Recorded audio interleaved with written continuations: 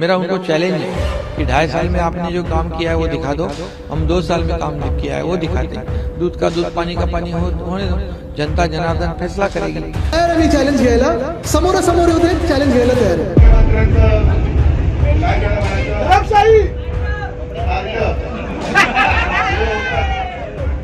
आपल्या बाब्याने जे 2-2 आमदारांचा बळी घेतला, घरी बसवलं आणि स्वतः ती सीट क्लिअर करून घेतली वरळीची आणि मग निवडून आले।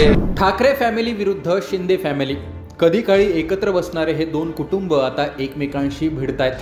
दोन्ही कुटुंबाच्या 2 पिढ्या सध्या राजकारणात आहेत आणि सध्या लहान पिढीतील युवा नेते हे मोठ्यांना चॅलेंज देताना त्यांना भिडताना पाहायला मिळतात। पहा ठाकरे आणि शिंदेंच्या 2 पिढ्यांमध्ये नक्की काय घडलं।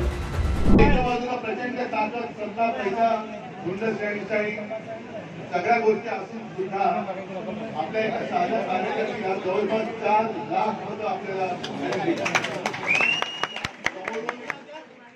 मुख्यमंत्र्यांचं काय करायला म्हणायचं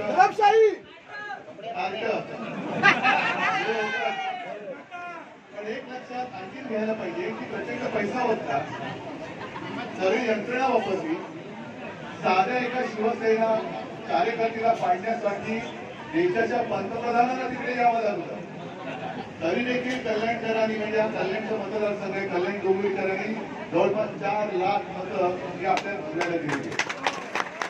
वाटतं मराठी भाषेला आता अभिजात भाषेचा दर्जा मिळालेला आहे, पण तरीही काही लोकांची भाषा जी आहे ती सुधारलेली नाही आणि ती म्हण आहे आपला तो बाब्या आणि दुसऱ्याचं कार्ट। आणि मला वाटतं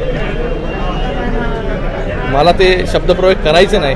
तुम्ही ज्या खालच्या पातळीवरती येऊन टीका करता, अशी टीका माननीय मुख्यमंत्री महोदय देखील आपल्याला करत नाही, मला देखील त्याच्यामध्ये इंटरेस्ट नाही। पण फक्त आपल्याला एवढंच सांगू इच्छितो मी की आपल्या बाब्याने जे 2-2 आमदारांचा बळी घेतला, घरी बसवलं आणि स्वतः ती सीट क्लिअर करून घेतली वरळीची आणि मग निवडून आले। अशा परिस्थितीमध्ये मी नाही निवडून आलो, मी जनतेतून निवडून आलोय। फाईट